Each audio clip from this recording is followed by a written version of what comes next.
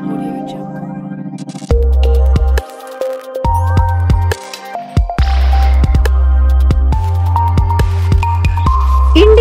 TV9 news Maharashtra. Solapur जिल्ह्यातील साखर कारखानदाराची ऊस संदर्भातील महत्त्वाची बैठक जिल्हाधिकारी कुमार आशीर्वाद यांच्या अध्यक्षतेखाली पार पडली।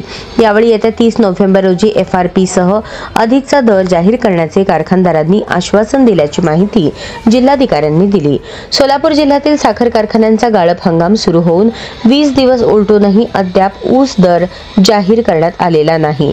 त्यामुळे शेतकऱ्यांमधून तीव्र नाराजी व संताप व्यक्त होत आहे। या पार्श्वभूमीवर जिल्हाधिकारी कार्यालयात याबाबत बैठक झाली। जे कारखानदार अनुपस्थित होते त्यांची बैठक पुन्हा 17 नोव्हेंबर रोजी घेण्यात येणार असल्याचे सांगण्यात आले।